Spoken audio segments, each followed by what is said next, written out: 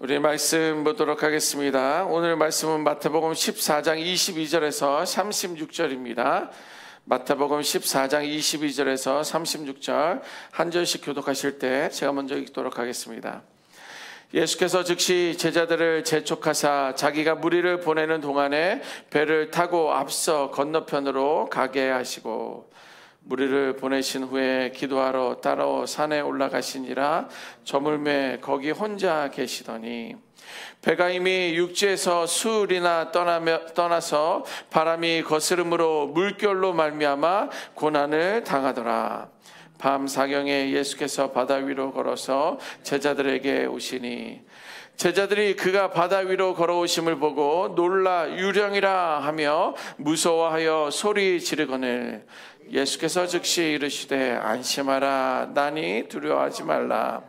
베드로가 대답하여 이르되 주여 만일 주님이시거든 나를 명하사 물 위로 오라 하소서 하니 오라 하시니 베드로가 배에서 내려 물 위로 걸어서 예수께로 가되 바람을 보고 무서워 빠져가는지라 소리 질러 이르되 주여 나를 구원하소서 하니 예수께서 즉시 손을 내밀어 그를 붙잡으시며 이르시되 믿음이 작은 자여 왜 의심하였느냐 하시고 배에 함께 오름에 바람이 그치는지라 배에 있는 사람들이 예수께 절하며 이르되 진실로 하나님의 아들이로소이다 하더라. 그들이 건너가 게네사렛 땅에 이르니 그곳 사람들이 예수이신 줄 알고 그 근방에 두루 통지하며 모든 병든 자를 예수께 데리고 와서 함께 읽습니다. 다만 예수의 옷자락에라도 손을 대게 하시기를 간구하니 손을 대는 자는 다 나음을 얻으리라. 아멘. 하나님께서 오늘 우리에게 주신 귀한 말씀인 줄 믿습니다. 예수님께서 어제 오병이어 기적을 일으키셨습니다. 그리고는 이제 제자들을 이제 배가 불렀으니까 이제 많은 무리들을 가정으로 돌려 보내시고 바닷가에서 제자들을 이제 배에다 태워서 이제 먼저 이제 건너편으로 보내시게 됩니다. 그리고 예수님은 자신은 기도하기 위하여 이제 한적한 곳으로 이제 산으로 이제 올라가셨다. 성경은 기록하고 있습니다. 자, 그런데 먼저 출발한 제자들이 배를 타고 가는데 밤새 바다에서 풍랑을 만나 어려움을 겪었다. 이렇게 성경은 기록하고 있습니다. 그때 예수님이 물 위에서 건너오시는 것을 이제 제자들이 보게 된 거죠. 그래서 베드로가 그 예수님인 줄 알고 예수님인지 유령인지 막 이렇게 혼돈스러운 때에 예수님인 줄 알고 이제 내가 바다 위를 걷기를 원합니다. 예수님께 나아가기를 원합니다. 이렇게 말하니까 오라 이렇게 이야기합니다. 그러니까 이 베드로가 뭐예요? 이제 무리를 정말 걷다가 이제 잠깐 예수님을 바라보지 않고 풍랑의 그 모습을 바라보자 물에 빠지게 되고 주여 나를 구하소서라면서 손을 내밀자 이제 그를 붙잡아 주시는 이야기가 연결이 됩니다. 그런데 더 좀 재미난 건 예수님께서 배에 오르자 바람이 그쳤다라고 이렇게 기록하고 있습니다. 풍랑을 꾸짖은 것도 아니고 예수님이 배에 오르자 바람이 그쳤다라고 이야기하자 배에 있었던 제자들은 하나님의 아들입니다라고 이렇게 그의 능력과 그의 이름을 높여드리는 그런 본문의 말씀입니다. 오늘 본문을 통해서 몇 가지 메시지를 정리해 보았습니다. 첫째는 뭐냐면 인생의 풍랑 속에서 예수님을 바라보라는 거예요. 인생의 풍랑, 우리는 인생을 바다에다 이제 비유하기도 하죠. 그런데 인생의 풍랑 속에서 우리는 예수님을 바라보는 것이 오늘 첫 번째 메시지입니다. 풍랑은요, 뭐예요? 우리가 예상하지 못했을 때 어떤 그런 위기나 어려움을 우리는 인생의 풍랑이다 이렇게 말하고 있습니다. 저보다 여러분들은 훨씬 더 오랜 어떤 인생의 경험들이 있습니다. 누구나 살아가면서 크고 작은 어떤 풍랑들을 위험들을 만나보고 경험해 보셨을 거예요. 제게는 이것이 크다라고 하지만 그 이야기를 나누면 아유 목사님 그거는 큰 풍랑도 아니에요. 저는 어떤 일을 겪었는지 아십니까? 라면서 정말 숱하게 정말 어렵고 힘들고 정말 여러 가지 좌절된 어떤 그런 시간들이 분명히 더 있을 것입니다. 어떤 날은 고요하기도 하고 어떤 날은 평온하기도 하지만 예기치 못하는 어떤 그런 풍랑이 오게 되면 우리는 두려움이나 혼란 속에서 살아갔었던 어떤 그런 때도 있었을 것입니다. 그것은 경제적인 어떤 풍랑도 있었을 때가 있고요. 혹은 건강적인 어려움이 풍랑이 있었을 때도 있고요. 혹은 관계적인 어떤 어려움 속에 있었던 그런 시간들도 있었을 것이고요. 때로는 신앙의 어떤 시험이나 어떤 영적인 침체 가운데 있었을 때도 있었고요. 또 내가 어디로 가고 있는지 삶의 방향을 정하지 못하는 어떤 그런 어려움이 있었을 때가 있었을 것입니다. 이러한 인생의 풍랑은요, 정말 피할 수만 있으면 피하면 좋겠어요. Why me? 왜 나에게 이런 어려움이 있느냐라고 신앙인임에도 불구하고 하나님에게 물어봤었던 어떤 그런 시간들도 있었을 것입니다. 우리는 원하는 대로 인생이 돌아가지 않습니다. 피할 수가 없어요. 어떤 문제든지 우리에게 풍랑이 오게 되면 그 풍랑을 피할 수가 없습니다. 하지만 이때 우리 믿음의 사람들은, 크리스찬들은, 성도라고 한다면 어디를 바라보냐가 중요합니다. 우리 그리스도인들은요, 환경이 아니라 예수님을 바라봐야 될 줄 믿습니다. 정말 배를 타고 가게 되면 뭐 풍랑이 일어나고 뭐 어떤 다큐멘터리나 그런 거 보면 정말 집채만한 파도가 오게 되는데, 그것을 보게 되면 정말 십수년의 선장이라 할지라도 막 두려운 가운데 있을 수 있다라는 거예요. 그러나 이 모든 것을 창조하시고 주관하시는 그 풍랑 위에 계시는 그 예수님을 바라볼 수 있는 그런 신앙인들이 되어야 되겠습니다. 그것은요, 환경을 바라보게 되면 두려움 속에 빠지게 되지만, 그러나 예수님을 바라보게 되면 믿음으로 나아가게 된다는 것입니다.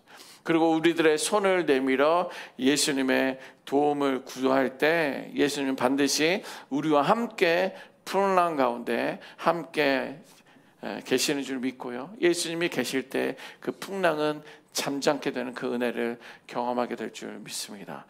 저는요, 그런 여러 작은 풍랑들, 큰 풍랑들을 경험해 봤지만, 사실 예수님을 바라보는 것, 믿음으로 신앙 안에서 살아가는 것, 그럴 수 있습니다. 그럴 수 있습니다. 그런데 풍랑이 여전히 있어요. 풍랑을 바라보지 않고 예수님을 바라보고 두려움 속에서도 믿음을 잃지 않으려고 하는데 여전히 풍랑이 있습니다. 아니, 목사님, 풍랑을 바라보지 않고 예수님을 바라보면 풍랑이 잠잠게 된다라고 오늘 말씀에도 기록되어 있는데, 풍랑이 잠잠치 않다니 그게 무슨 말입니까? 그러나 풍랑은 여전히 있지만 두려움은 사라지는 거예요. 아마 여러분들은 그것을 경험해 보셨을 것입니다. 내가 십자가만을 바라보려고 하고 믿음을 잃지 않으려고 하고 어떤 예수님을 바라보려고 붙들고 있을 때 여전히 풍랑은 있지만, 물론 풍랑도 사라지는 그런 순간도 있지만, 풍랑은 여전히 있지만 두려움은 사라진 거예요. 그래, 그냥 뭐 배째라예요. 그래, 나는 염려 없다, 걱정 없다, 죽으면 죽었지, 마지막이면 마지막이지, 나는 그런 거 염려 없다, 걱정 없다 라는 어떤 그런 평안함이 몰려옴이 예수님을 바라볼 때 우리는 믿음으로 모든 풍랑을 이겨나게 될 줄 믿습니다. 두 번째는요, 믿음과 의심은 공존할 수 없어요. 믿음과, 오늘 제목도 믿음과 의심 사이에서 라는 것이 있는데, 이 믿음이란 것과 의심이란 것은 공존할 수가 없어요. 같이 있을 수 없다는 것입니다. 무슨 말이냐면, 믿음이 있는 곳에서는 의심이 있을 수가 없고, 빛이 있는 곳에서는 어둠이 있을 수 없다라는 것이에요. 보세요. 믿음이 있는 곳에는 의심이 자리 잡을 수 없고요, 의심이 커질수록 믿음은 흔들리게 되어 있습니다. 그래서 내가 흔들린다고 한다면 내가 믿음이 없는 거예요.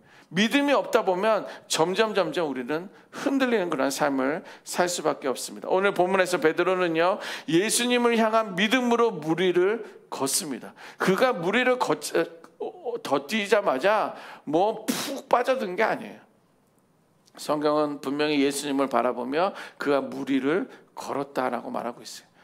그러나 예수님을 바라보던 그 베드로가 파도들을 안 볼 수가 있었겠습니까? 봤겠죠. 그러자 두려움이 몰려오게 되고 의심이 몰려오게 되자 물속으로 빠져든 것을 보게 됩니다.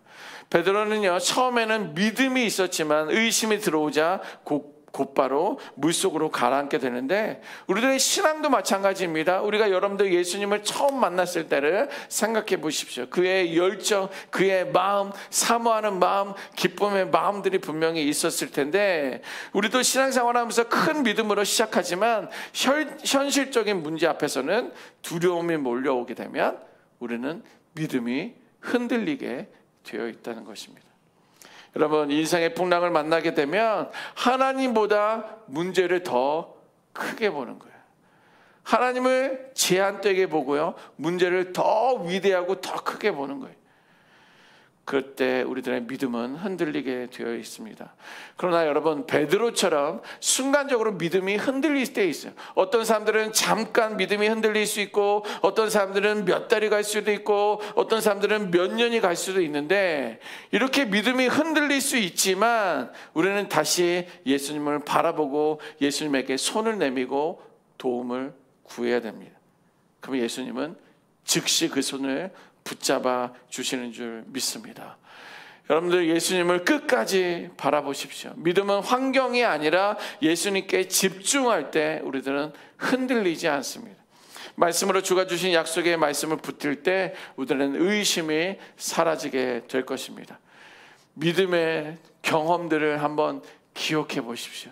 내가 어떻게 그런 시간들을 어떻게 이겨내 왔는지, 살아왔는지를 기억한다면, 떠올린다면 우리들의 믿음은 회복될 줄 믿습니다. 세 번째는요, 기도하는 삶이 중요하다라는 거예요. 오늘 본문 같이 한번 읽어보실까요? 23절 한번 읽어보도록 하겠습니다. 23절 같이 한번 읽어봅니다. 시작. 무리를 보내신 후에 기도하러 따로 산에 올라가시니라.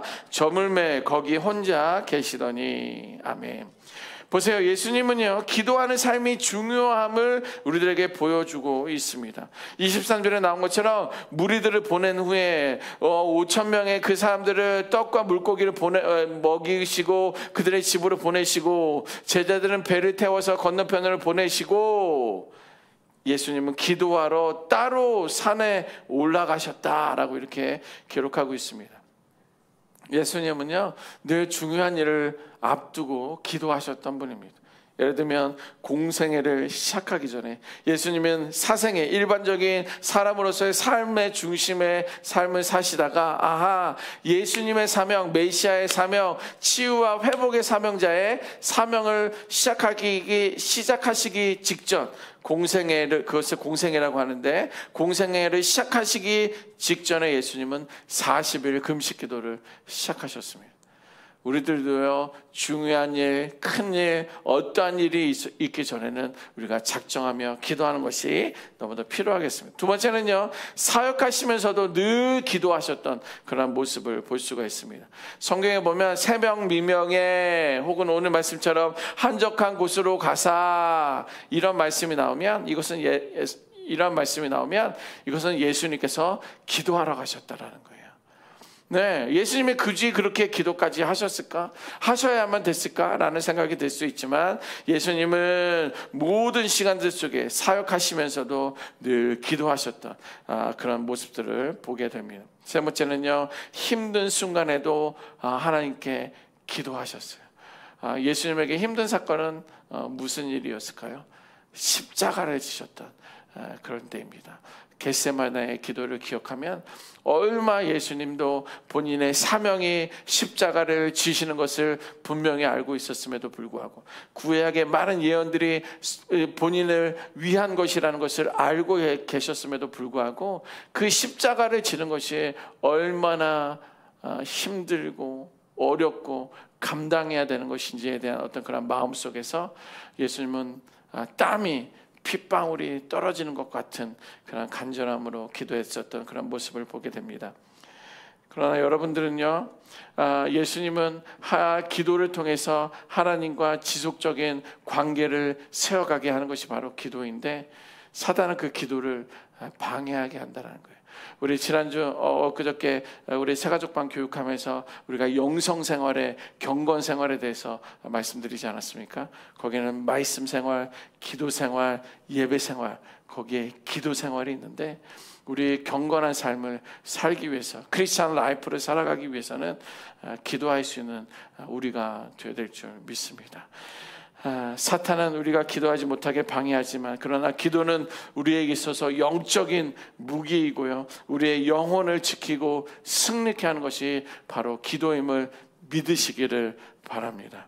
여러분, 오늘 본문의 베드로처럼 우리는 믿음과 의심 사이에서 흔들릴 때가 있습니다. 처음에는 믿음으로 걸어가지만 현실의 어려움과 두려움이 밀려오게 되면 의심하게 되고요, 그 순간 우리는 가라앉기 시작합니다. 그러나 중요한 것은 우리는 예수님을 바라볼 수 있어야 됩니다. 베드로가 물에 빠졌을 때 주여 나를 구원하소서, 주여 나를 도와주소서라고 했을 때 예수님이 즉시 손을 붙들어 주신 것처럼 주님을 찾을 수 있는, 주님께 기도할 수 있는 우리가 되어야 되겠습니다. 우리도 인생의 풍랑 속에서 주님을 바라보고 믿음으로 나아가야 됩니다. 믿음과 의심 사이에서 머뭇거리지 말고 예수님께 손을 내밀 때 예수님은 손을 붙들어 주실 것이고요, 믿음으로 예수님을 바라볼 때 승리하는 삶을 살게 될 줄 믿습니다. 삶 속에서 날마다 그냥 승리의 삶을 살아가고, 그렇게 믿음과 여전히 의심 사이에 있는 이들에게 나의 믿음은 무엇이었는지, 나의 승리는 무엇이었는지, 예수님은 나에게 있어서 어떤 존재인지를 삶으로 보여주고 그들에게 여러분들의 간증을 전해줄 수 있는 우리 모두가 되시기를 주님의 이름으로 축원합니다. 아멘. 기도하겠습니다. 주신 하나님, 믿음과 의심 사이에서는